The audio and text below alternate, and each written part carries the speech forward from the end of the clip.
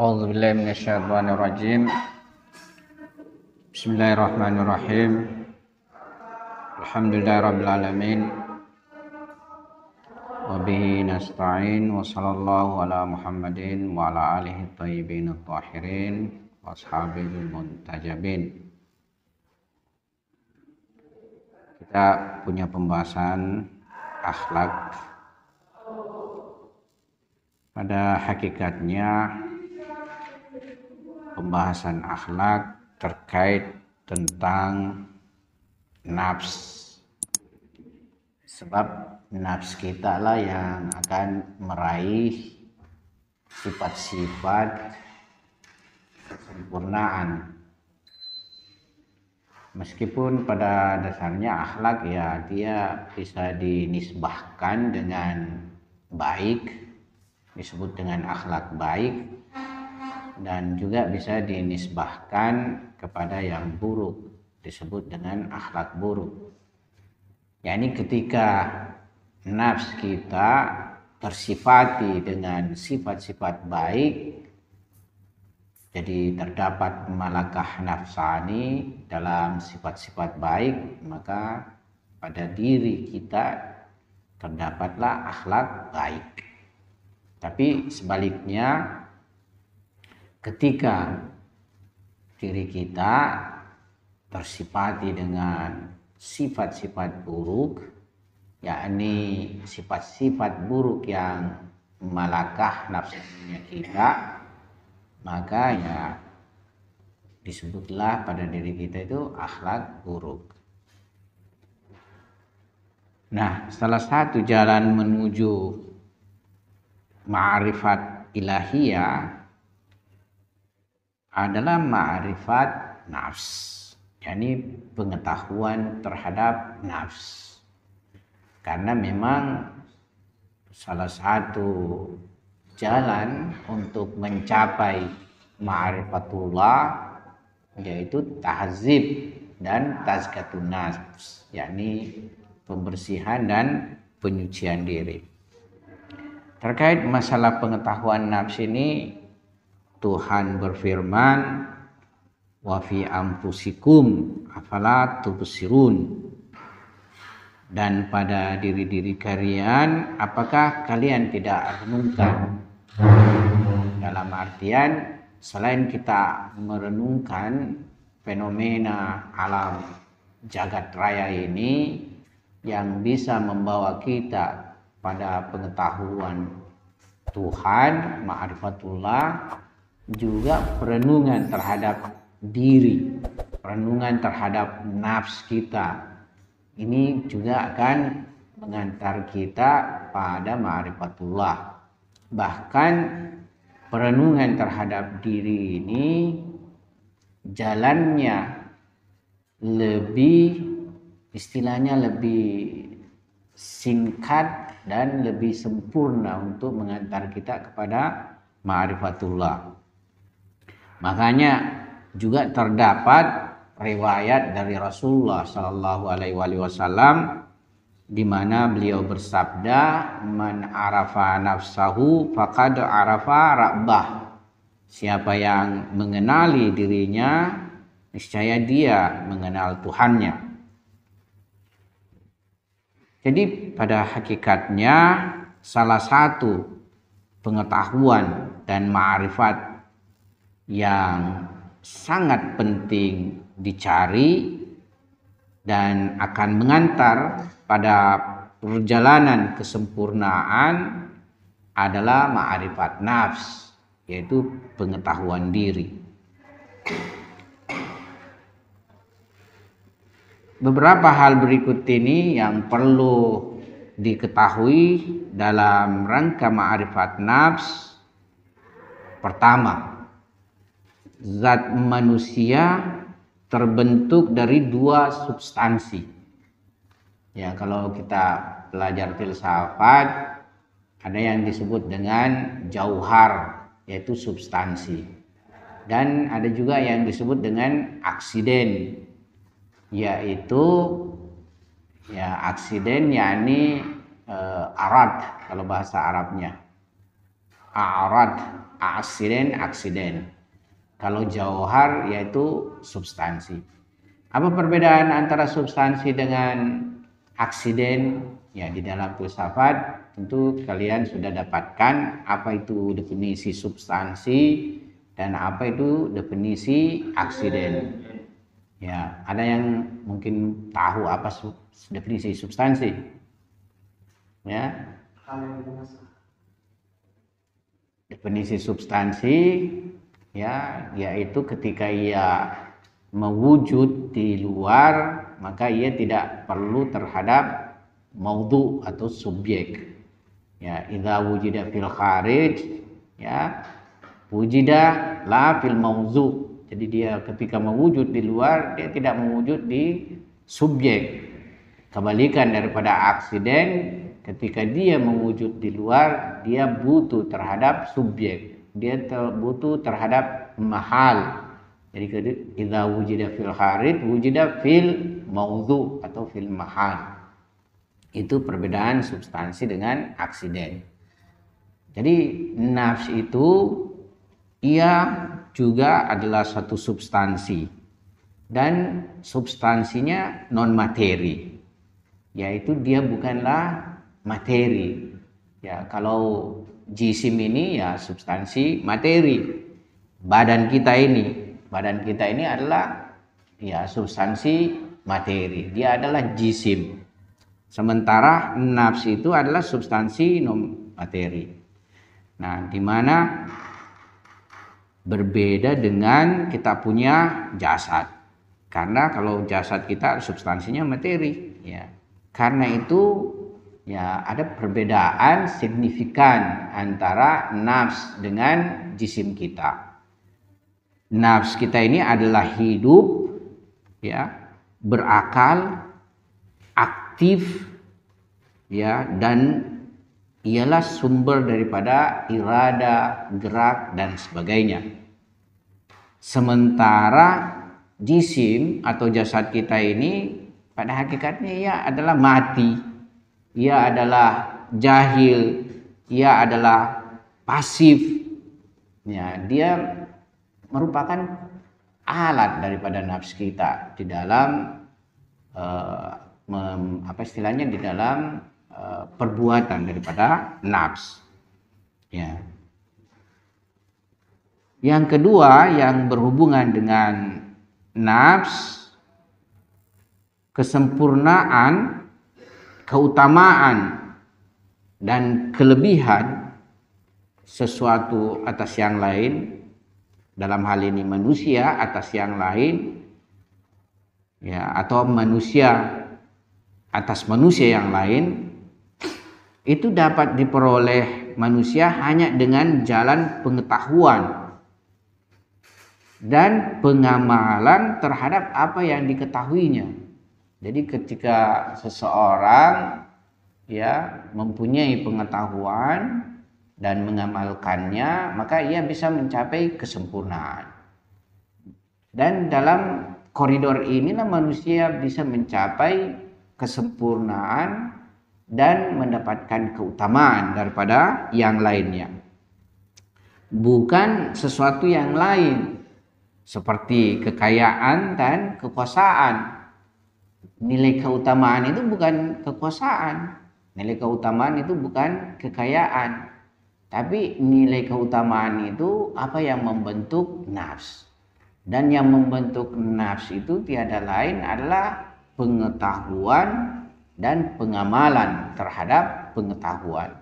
Sebab kalau dia cuma sebatas pengetahuan saja dalam bentuk husuli, itu tidak membentuk nafs. Dia hanya memberi ilmu saja nafs. Tapi kalau ia teramalkan, maka ilmu dan amal ini yang akan membentuk substansi daripada nafs. Yang ketiga, ma'rifat dan pengetahuan yang mengantarkan manusia untuk memperoleh keutamaan dan kesempurnaan, serta dengan memilikinya akan menaikkan manusia dari kesejajaran hewan-hewan sampai derajat malaikat mukarrabin itu bukanlah sembarang pengetahuan, bukanlah sembarang ilmu, ya. Betapa banyak ilmu dan pengetahuan yang menjadi karya ilmuwan, tapi hanya menyibukkan para pembacanya, tapi tidak punya efek serta pengaruh dalam kesempurnaan diri manusia. Bahkan boleh jadi mendegradasikan derajat manusia, seperti ilmu-ilmu haram yang tidak bermanfaat. Jadi banyak ilmu-ilmu ditulis tapi tidak mempunyai manfaat untuk mengangkat derajat manusia, untuk memberikan kesempurnaan pada nafs. Boleh jadi malah sebaliknya. Ya, kalau kita membaca buku-buku justru yang menyeret kepada kesesatan akhlak, kesesatan akidah, kesesatan perbuatan dan perilaku, justru ini merugikan, malah bisa menurunkan derajat daripada nafs. Ya. Adapun ilmu dan ma'rifat yang bermanfaat di akhirat adalah ilmu dan ma'rifat yang ulama akhirat memberikan perhatian sangat besar terhadapnya, sementara ulama dunia membelakanginya, yakni pengetahuan dan ma'rifat terhadap Tuhan. Yani pengetahuan yang berhubungan dengan akhirat, yakni nafs kita ini ia memang hadir dalam kehidupan dunia ini, dan ia beserta berbagai keimanannya, keyakinannya, pengetahuannya, perbuatannya itu mendapatkan balasan di alam akhirat. Karena nafs itu tadi kita sudah isyaratkan adalah maujud yang non materi, adalah substansi yang non materi. Nah, makanya nafs itu ketika berpisah dengan jasad, ya dia tidak akan mengalami kemusnahan, dia tidak akan mengalami kehancuran, malah ia semakin mengalami kehidupan. Jadi ketika nafs berpisah dengan badan kita, ia tidak mengalami kematian, dia tidak mengalami kehancuran, malah ia semakin hidup. Jadi pada dasarnya kehidupan setelah terpisahnya nafs dari jasad yang disebut dengan kematian justru menghantar nafs untuk mendapatkan kehidupan yang lebih jelas, yang lebih di atas daripada kehidupan duniawi. Ya, jadi tahapannya ada disebut dengan kehidupan barzakhi dan ada yang disebut dengan kehidupan akhirat. Sementara ya yang bermanfaat bagi nafs pada kehidupan berikutnya adalah permasalahan pengetahuan dan ma'rifat terkait masalah itu, yaitu seperti pengetahuan terhadap Tuhan, sifat-sifat Tuhan, perbuatan-perbuatan Tuhan, kitab-kitab sucinya, para nabi serta walinya, ya, juga pengetahuan terhadap hari kiamat. Ya. Jadi nafs manusia serta bagaimana nafs mengalami kesempurnaan dan kenaikannya dari posisi kehewanan mendapatkan makam sempurna sampai pada tataran malakut dan ruhani yang abadi. Jadi kalau kita tidak mempunyai pengetahuan dan ma'rifat seperti ini, kemudian kita tidak beramal sesuai dengan pengetahuan ini, ya kita itu sebenarnya seperti tidak ubahnya hewan di dalam tinjauan kehidupan kita, dan itu berimplikasi terhadap amalia dan perbuatan kita. Jadi orang misalnya yang tidak punya tinjauan tentang eksistensi Tuhan, sifat-sifat sempurna Tuhan, ya, serta hari akhirat, serta bimbingan kenabian, bimbingan para maksumin alaihissalam, serta adanya balasan dari perbuatan, yakni kehidupan hari akhirat. Jadi pandangan kehidupannya hanya kepada kehidupan duniawi yang sementara ini, ya. Mereka di dalam kehidupannya, rutinitasnya itu hanya sebatas diperuntukkan untuk kehidupan duniawi atau kehidupan alam materi ini. Padahal ya kehidupan akhirat sudah tadi kita singgung, itu adalah kehidupan yang lebih sempurna, yang justru abadi. Ya, karena itu ya terdapat banyak manusia mengorbankan kehidupan dunianya yang sementara ini, ya, mengorbankan kehidupan akhiratnya dengan kehidupan dunia yang sementaranya. Jadi apa saja yang ia inginkan, ya, ia usahakan dengan berbagai cara. Ia tidak mempunyai keyakinan terhadap Tuhan, ia tidak punya konsep kehidupan beribadah kepada Tuhan, ia tidak mempunyai konsep perilaku akhlak mulia, ya, terhadap sesama manusia, ya, dan berbagai konsep-konsep kehidupan yang hanya dalam kerangka kehidupan duniawi saja. Ini yang ketiga. Keempat, kesempurnaan ilmu dan ma'rifat demikian ini akan dicapai dengan jalan sair suluk, riyadah dan mujahadah syar'i. Ya, jadi kehidupan atau kesempurnaan ilmu dan ma'rifat demikian ini hanya bisa dicapai dengan jalan sair suluk. Apa itu sair suluk? Yakni bagaimana berjalan membersihkan diri untuk mendekatkan diri kepada Allah Subhanahu wa taala dengan riyadah. Jadi riyadah itu istilahnya semacam program kehidupan yang mana kita mendisiplinkan diri di dalam program itu. Ya, jadi bagaimana ini kita mempunyai program kehidupan untuk menyempurnakan diri kita. Karena tanpa program kita juga tidak akan terarah dengan baik. Ya, hanya mungkin kita terjebak dengan rutinitas saja.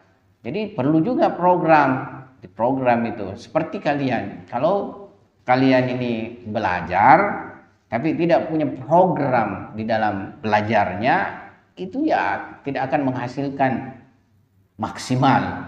Jadi kalian juga butuh program. Jadi ada program yang memang berlaku secara umum bagi kalian, yakni jam tertentu misalnya kalian harus masuk kelas, jam tertentu kalian harus mubahasa dan lain sebagainya. Tapi di samping itu kalian harus juga mempunyai program tersendiri. Kalau kalian tidak punya program tersendiri, menyusunnya secara tersendiri, ya sesuai dengan program itu dia tidak akan memberikan capaian yang maksimal. Orang-orang yang berhasil di dalam meraih kesempurnaan ilmu, meraih berbagai kesempurnaan itu, dia memang mempunyai program sendiri. Misalnya kalian jam berapa bangun ketika tidur malam? Ya, ada misalnya yang bangun jam 5 nanti azan subuh. Ya, ada yang bangun 1 jam sebelum azan subuh. Apa ia lakukan? Pertama, boleh jadi ia salat malam. Kedua, boleh jadi ia mutalaah, apa yang dia pandang sangat penting untuk dia ketahui. Ya, itu berbeda nanti hasilnya orang yang bangun jam 5 dengan orang yang bangun 1 jam sebelum azan subuh. Orang salat malam dengan tidak salat malam berbeda dari dimensi ruhiyahnya, dimensi perkembangan ruhnya, perkembangan nafsnya berbeda. Apalagi dengan menambah ma'rifat dengan mutalaah. Ya, itu sangat berbeda. Nah, ini hari demi hari berjalan seperti ini tidak terasa. Orang yang 1 jam itu bangun sebelum azan subuh, dia sudah melejit, dia punya nafs. Sementara yang lain bangun jam 5 ini ya begitu-begitu saja. Karena itu saja rutinitas yang dia lakukan. Tapi yang satu ini yang punya program khusus, ya ia sudah bisa melejit, nafsunya semakin bersih, ya. Karena itu kesediaannya untuk mendapatkan ma'rifat-ma'rifat semakin tersedia. Bahkan boleh jadi ma'rifat yang tidak husuli. Ada yang disebut dengan pengetahuan huduri, yakni pengetahuan yang didapat lewat ilham, lewat intuisi. Ya, seperti itu. Oleh sebab itu, ya perlu riyadah, perlu mujahadah syar'i. Apa yang disebut mujahadah syar'i? Yakni kesungguhan kita ini untuk mencapai kesempurnaan kita itu tidaklah sembarang program, ya, tetapi beramal dengan lewat ibadah-ibadah yang tersyariatkan. Agama mulia kita ini Islam, yakni hukum-hukum fikih dan hukum-hukum akhlak Islami. Karena kita itu memandang bahwa kesempurnaan manusia itu ya tidak dengan jalan yang bertentangan atau berbeda daripada hukum-hukum fikih dan hukum-hukum akhlaki. Dan sangat berbeda dengan program yang lain. Kita itu sangat spesifik sekali. Dan pada hakikatnya hukum-hukum yang diperoleh Nabi kita itu, baik yang berhubungan tentang ibadah individual, yakni ibadah seperti salat itu, dan ibadah yang bersifat sosial seperti zakat itu sebenarnya adalah mukasyafah sempurna Nabi untuk suatu program manusia untuk mencapai kesempurnaan. Ya, jadi Islam ini dengan penuh programnya, yang mana jika kita mengamalkan dalam tuntunan syariatnya, yaitu hukum-hukum fikihnya dan hukum-hukum akhlakinya, bisa mengantarkan pada kesempurnaan insaniah. Ya. Jadi ini tadi, kemudian menjaga syarat-syarat khusus dalam perjalanan suluk. Tentu ada syarat-syarat khusus yang kita program di jalan suluk ini, ya, di mana kita mesti konsisten dengan syarat-syarat khusus di dalam perjalanan suluk. Adapun kemungkinan untuk mencapainya itu terbuka lebar bagi setiap orang. Ya, jadi orang untuk menjadi manusia sempurna pada dasarnya semua kita ini terbuka untuk sampai ke makam tersebut. Hanya saja ya dengan program tadi yang sudah kita singgung itu. Ya. Namun karena sedikit yang menapakinya, sedikit yang menjalaninya dengan sungguh-sungguh, ya maka hanya sedikit yang berhasil mencapainya. Ya, saya sudah singgung di mana kita punya pembahasan saya singgung. Misalnya saja itu 1.000 orang masuk belajar, perlahan-lahan itu terseleksi. Ya, dari 1.000 itu boleh jadi ada gugur sampai berapa ratus orang untuk berhasil menapaki tingkatan pertama. Ya, memasuki tingkatan kedua masuk 300, boleh jadi ya berapa saja yang bisa melewatinya. Apalagi semakin menanjak, semakin tinggi perjalanan, maka semakin sedikit orang yang bisa menapakinya. Demikian juga di dalam perjalanan spiritual, perjalanan maknawi. Ya, semakin sedikit yang bisa menapakinya dan berhasil mencapainya. Ya, jadi di antara kalian nanti ini tentu yang punya program khusus dan konsisten menjalankan program tersebut itu yang lebih berhasil. Ya, yang tadi kita sudah jadikan contoh, yang misalnya lebih cepat bangun jam 4, kemudian salat malam dan kemudian mutala'ah, itu nanti peluangnya lebih besar ketimbang yang lain dalam berhasil mencapai kedudukan apakah pengetahuan atau maknawiyah. Jadi ini harus kita program. Ya. Jadi memang kita punya apa istilahnya program. Tidur itu pada dasarnya antara 6 jam, 7 jam itu sudah cukup. Dalam sehari semalam 6 jam, 7 jam. Jadi kita hitung, ya. Malam kita tidur jam berapa? Memang tidak benar sebenarnya kalau tidurnya tengah malam. Tidak betul itu. Misalnya di atas jam 11 tidur, itu tidak betul. Ya, pasti kalau jam 11 tidur tidak bisa bangun jam 4. Coba kalau 11 kita tidur, 12, 1, 2, 3, 4, 5 jam sebenarnya cukup. Kalau bagi orang tertentu yang sudah terbiasa. Tapi bagi yang tidak terbiasa ya sulit. Nah, makanya kalau misalnya sudah tidur jam 12, mau bangun jam 4 itu sudah lebih berat lagi. Makanya jam 10 kita tidur, ya jam 10 kita tidur, ya kita bangun jam 4 itu sudah 6 jam tidur kita. 11, 12, 1, 2, 3, 4, 6 jam. Berarti sudah cukup tidur malam kita. Nah, aktivitas kita pada siang hari ya sudah bisa kita lakukan dengan energi 6 jam tidur yang enak. Ya, kemudian kalau kita siang setelah belajar di waktu zuhur, kita kan masuk misalnya jam setengah 3, ya kita masih bisa istirahat setengah jaman. Bahkan kalau kita punya pelajaran selesai misalnya setengah jam sebelum waktu zuhur, ya kita bisa istirahat setengah jam itu. Ya, manfaatkan istirahat setengah jam itu, dan itu mustahab. Jadi ada istilahnya tidur kailula sebelum zuhur. Tidur kailula sebelum zuhur itu justru mustahab, bagus. Karena ketika kita tidur sedikit itu badan kita sedikit diistirahatkan, itu terdapat apa istilahnya itu energi untuk kemudian melakukan ibadah sholat zuhur.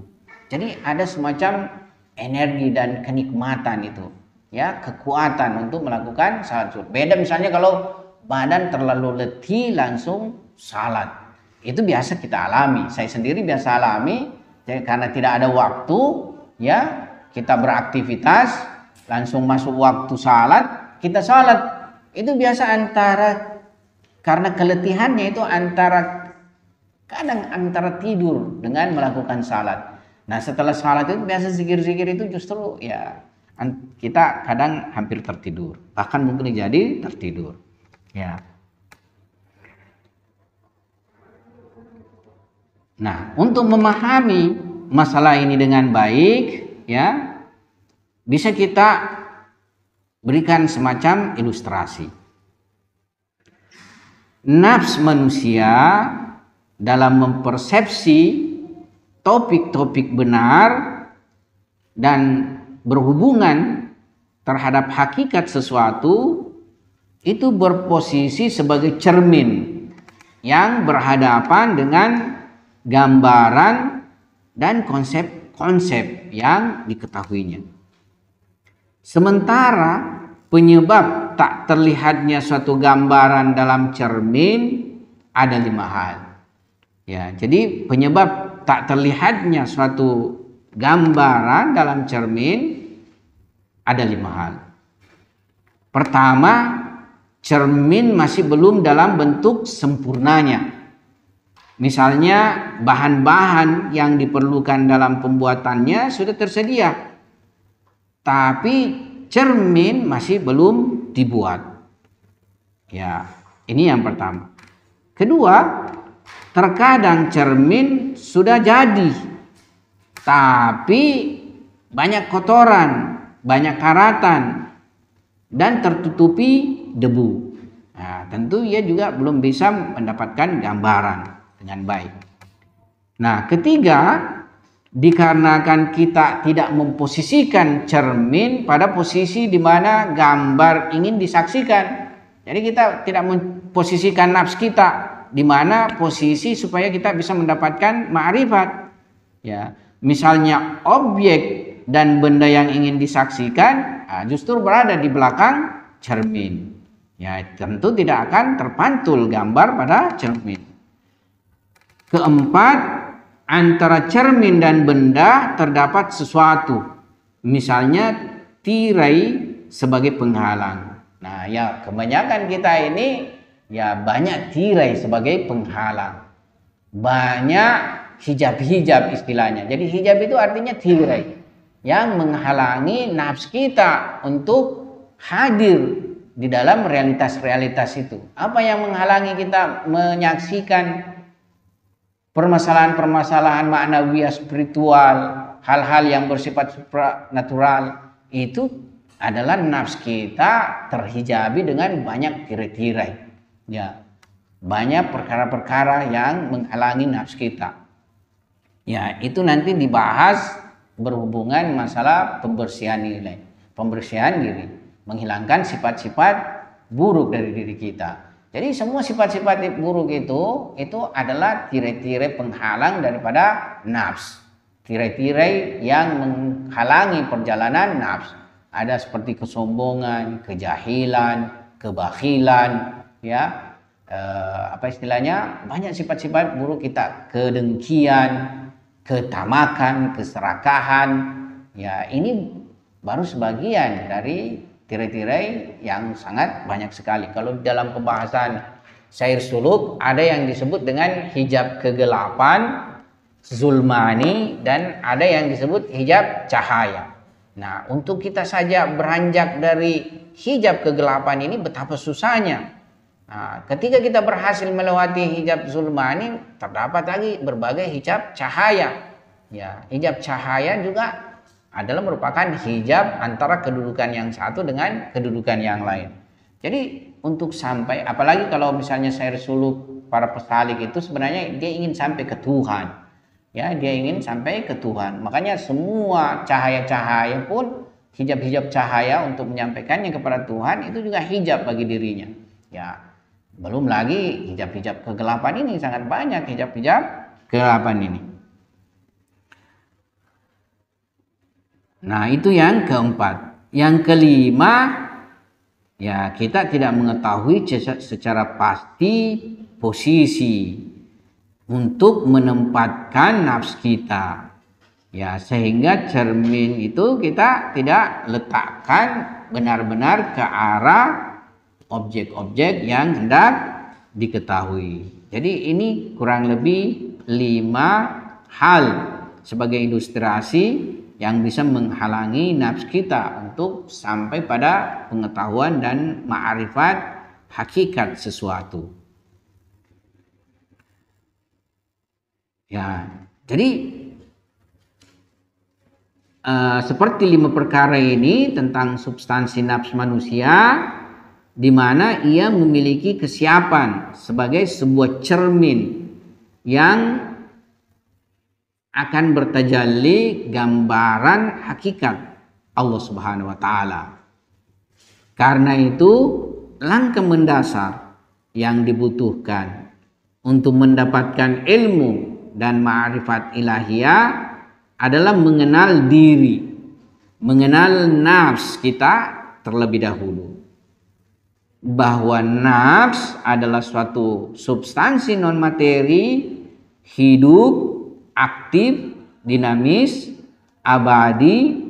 Dia adalah tempatnya berbagai sifat-sifat, dan dengan menghilangkan berbagai sifat-sifat buruk dan mengisinya sifat-sifat baik, maka tersiapkanlah nafs kita ini untuk mendapatkan manifestasi atau tajalli nama-nama ilahi. Ya, jadi dari dimensi yang dimilikinya ini, maka nafs memiliki kesiapan untuk memperoleh tajalli nama-nama dan sifat-sifat Allah Subhanahu wa taala. Sebagaimana sabda Rasulullah sallallahu alaihi wasallam, ya, takhallaku bi akhlaqillah. Jadi ada sabda dari Nabi kita, beliau berkata takhallaku bi akhlaqillah, yakni berakhlaklah dengan akhlak Allah.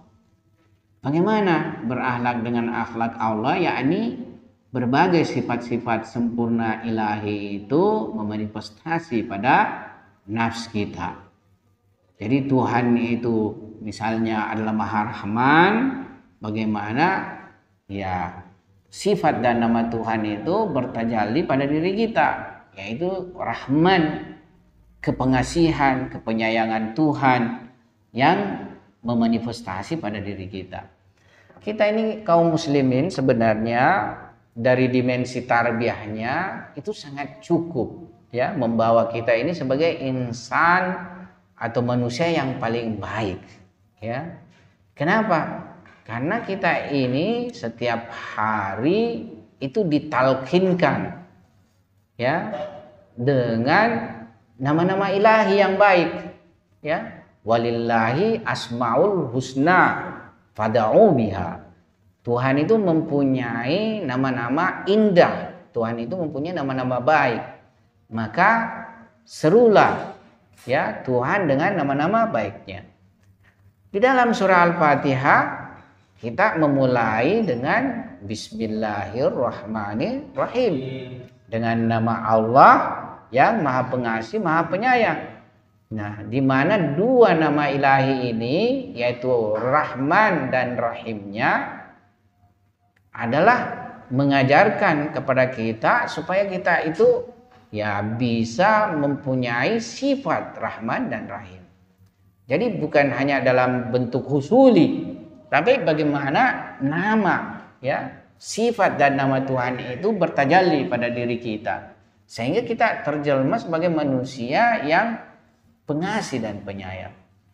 Dengan pengasih penyayang ini akan nanti ya tentunya terdapat sifat-sifat di bawahnya seperti ramah tamah, ya sopan santun, ya ini mesti terdapat pada diri kita semua kaum muslimin ini.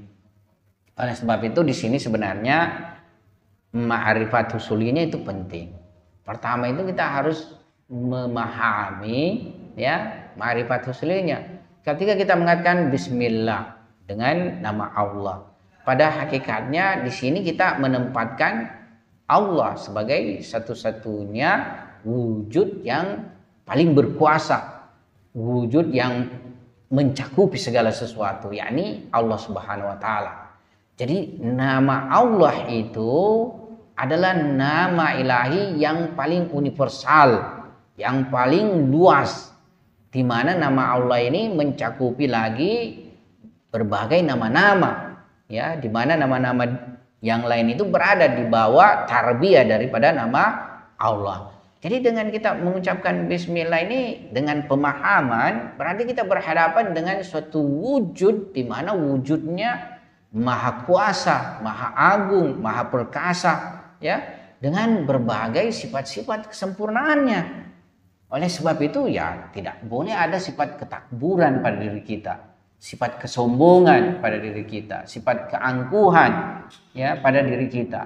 Yang akan terjelma pada diri kita berhadapan dengan realitas ini adalah ketawaduan.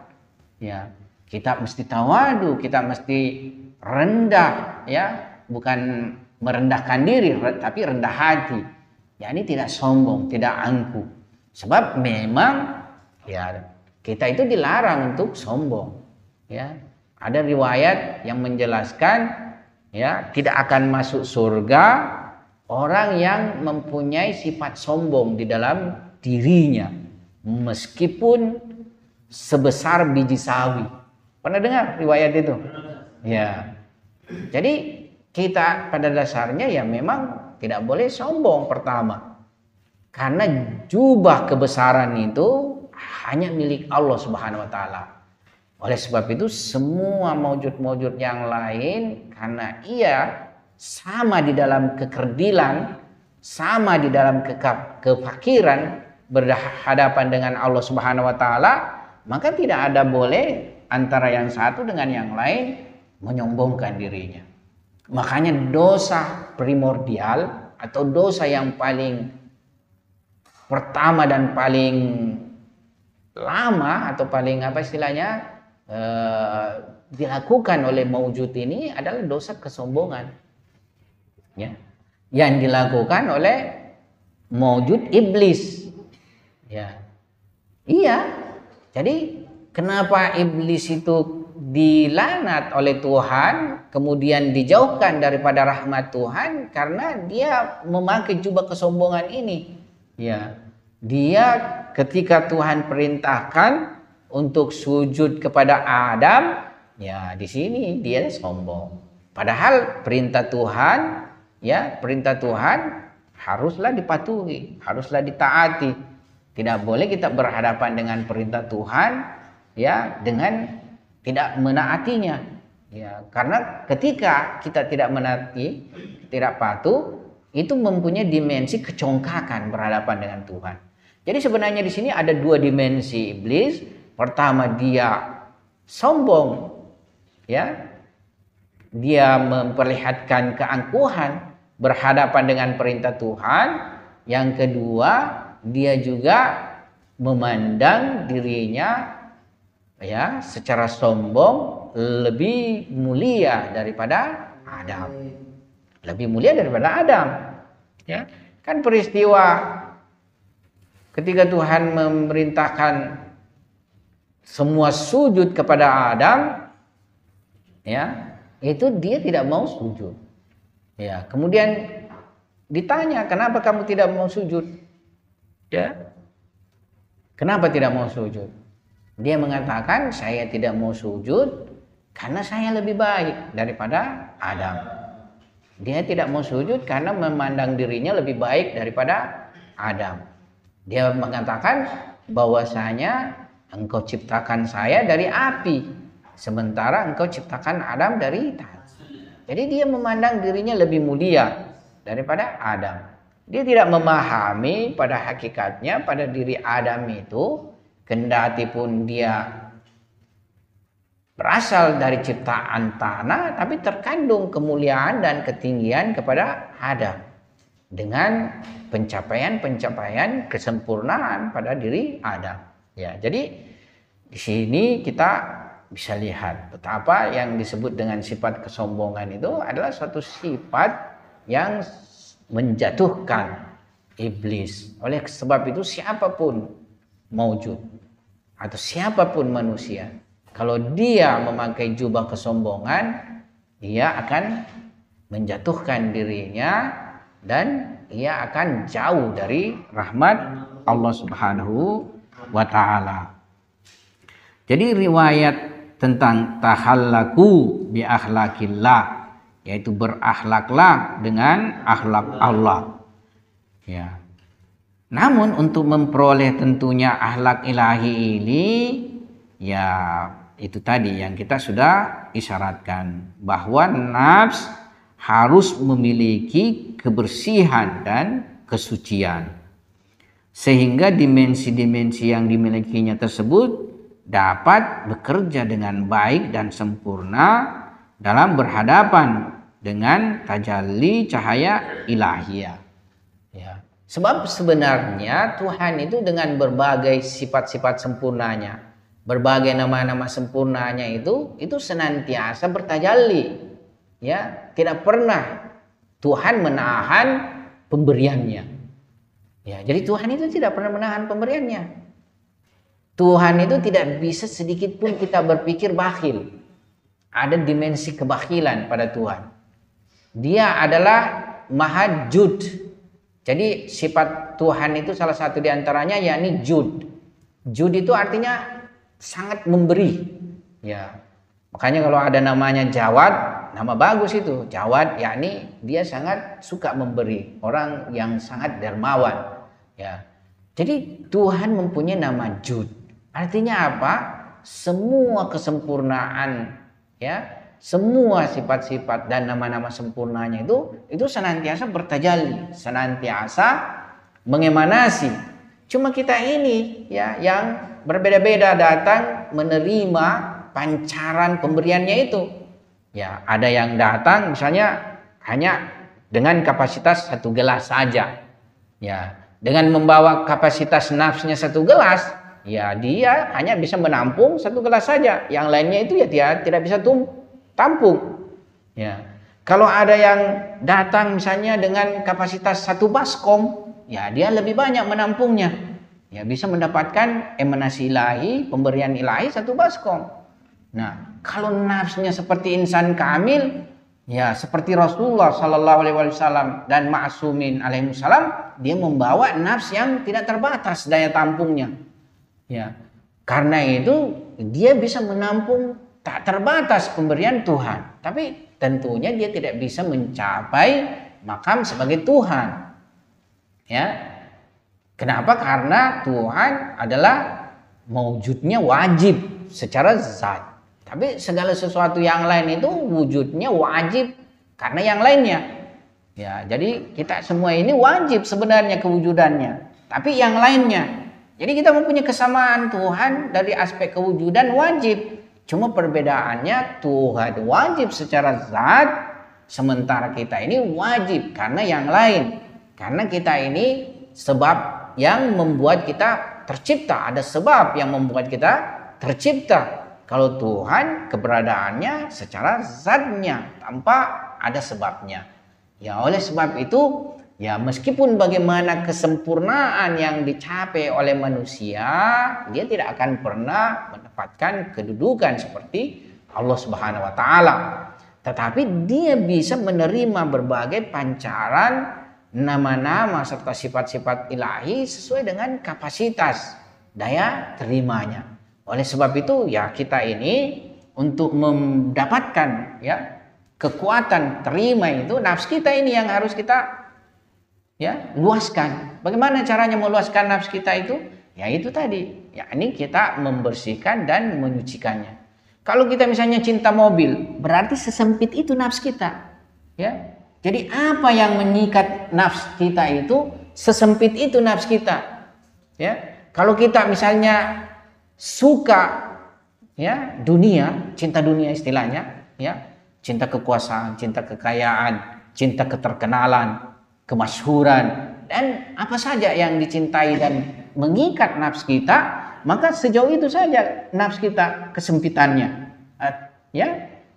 Ya, jadi kalau kita mencintai misalnya sesuatu, maka dia semakin sempit. Jadi semakin banyak itu kita cintai yang mengikat nafs kita, ya kesempitannya juga sedemikian. Oleh sebab itu, ya ikatan-ikatan ini yang harus dilepaskan dari nafs. Ya, jadi harus kita lepaskan ikatan-ikat atau kaitan-kaitan ini semua supaya nafs kita luas.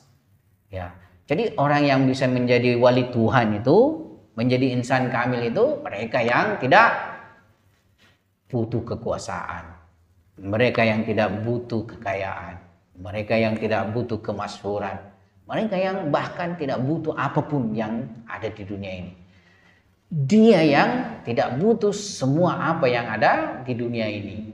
Nah, ketika seseorang bisa mencapai kedudukan tidak butuh terhadap segala apa yang di dunia ini, berbalik. Bahkan seluruh apa yang di dunia ini menjadi butuh kepadanya. Ya, bahkan segala apa yang ada di dunia ini terbalik menjadi butuh kepadanya.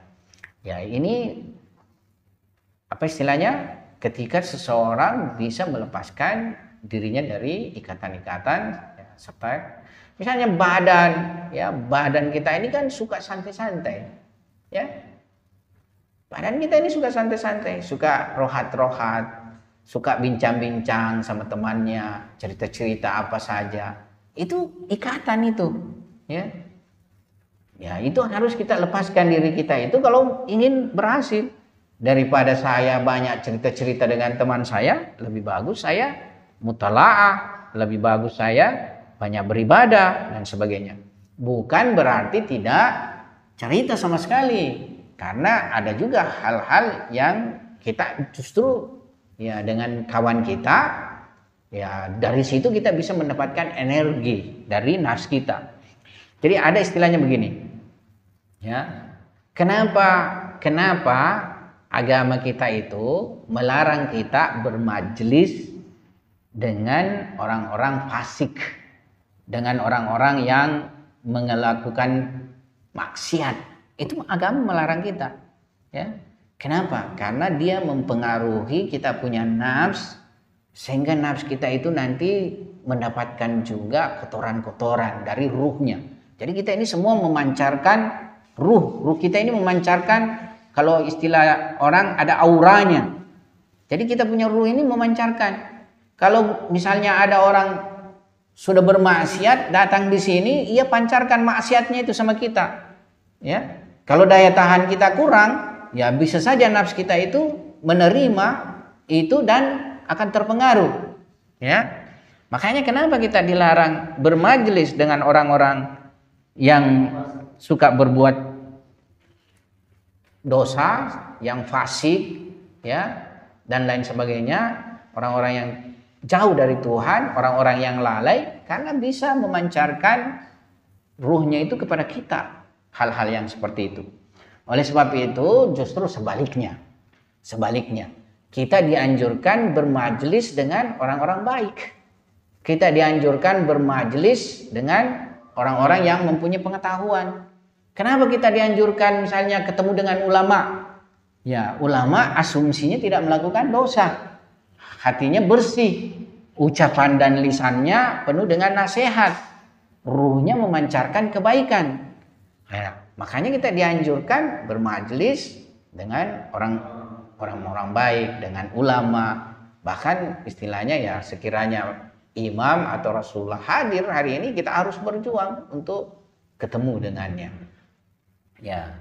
Jadi ini dimensi bagaimana nafs kita ini ya perlu kita sucikan, perlu kita bersihkan, sehingga dengan nafs yang suci dan nafs yang bersih ya dia siap untuk mendapatkan pancaran, emanasi, tajalli, sifat-sifat dan nama-nama sempurna ilahi, sehingga kita bisa menjelma menjadi insan yang sempurna.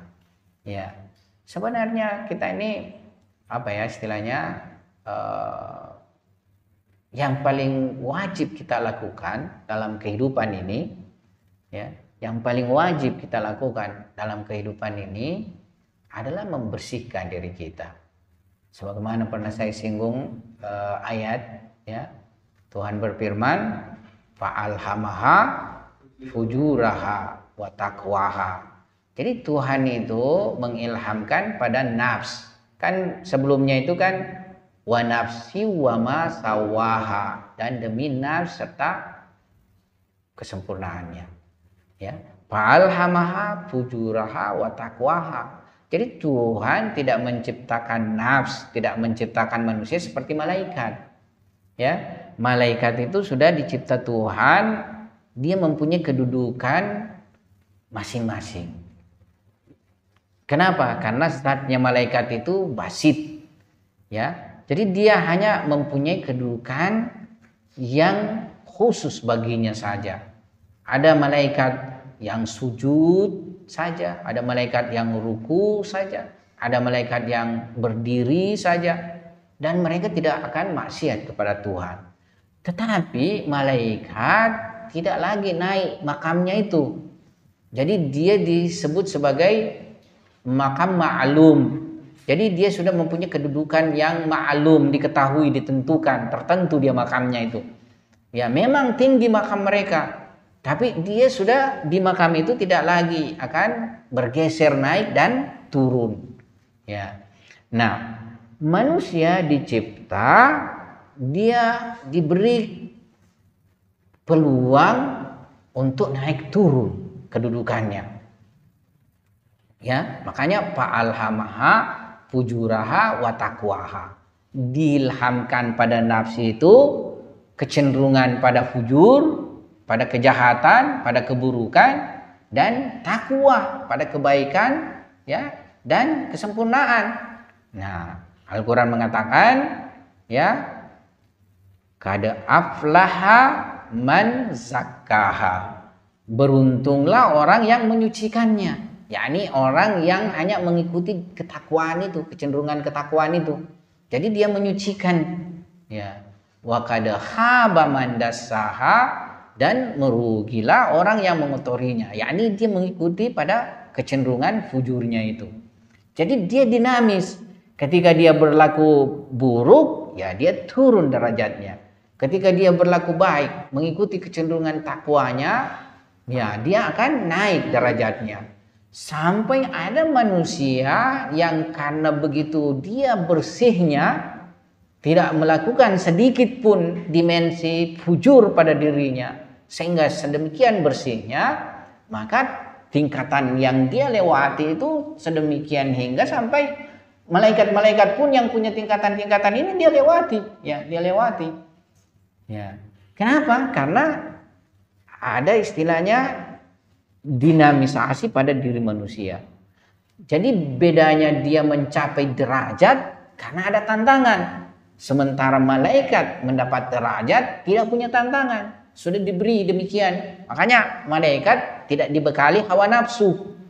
Ya. Pada diri malaikat tidak dibekali nafs bahimiyah. Pada diri malaikat tidak dibekali nafs sabuiyah. Ya, jadi dia sudah tidak ada lagi ya dinamisasi pada dirinya. Beda manusia, ada syahwat, ada akal, ada kalbu, ya, berbagai dimensi pada dirinya. Nah, ini semua terjadi pertarungan pada dirinya. Makanya ketika dia mampu mengalahkan hawa nafsunya, dia diberikan juga ya balasan oleh Tuhan sedemikian tinggi, ya, sehingga semakin dia menapaki perjalanan membersihkan dirinya, menyucikan dirinya sampai suatu tingkat bahkan malaikat yang layak sujud kepadanya, bahkan malaikat yang menjadi muridnya. Ya, mungkin kita heran semua tinjauan ini, tapi bahasa Quran seperti itu, ya. Ya. Sebagaimana Nabi Adam, ya, nenek moyang manusia, menjadi tempat sujudnya malaikat. Tuhan mengatakan, ya, pada malaikat sujud pada Adam. Dan malaikat pun sujud, ya. Wa idz qala apa ya? Wa idz qala rabbuka lil malaika. Wa idz qala rabbuka lil malaikati isjudu li adama fasajadu. Sujud mereka, ya. Jadi bukan sesuatu yang istilahnya tinjauannya tidak terjadi, tapi terjadi. Ini para malaikat sujud, fasajadu. Nah, illa iblis karena kesombongan tidak mau sujud. Jadi bagaimana? Pertama, untuk sukses baik dalam studi, belajar harus ada programnya. Ya, harus ada program. Pertama, tidur malamnya harus diubah. Kalau suka tidur tengah malam, tidur malamnya harus diubah. Kalau suka tidur tengah malam, karena tidur tengah malam menghalangi untuk bangun cepat. Ya, waktu sahar itu adalah waktu yang paling bagus ibadah. Waktu sahar itu waktu yang paling bagus mutalaah, karena di situ ada ulama berkata begini, kenapa waktu sahar itu adalah waktu yang lebih bagus berkomunikasi dengan Tuhan? Kenapa waktu sahar itu lebih kita bisa siap menerima manifestasi dari Tuhan? Ya, karena waktu sahar itu atmosfer dosa berkurang nih. Bahkan boleh jadi tidak ada atau berkurang lah. Kalau awal malam atau sampai tengah malam dan sebagainya, itu para pendosa melakukan dosa-dosa. Ya, para pendosa melakukan dosa-dosa. Tapi kalau waktu sahar, para pendosa sudah capek nih.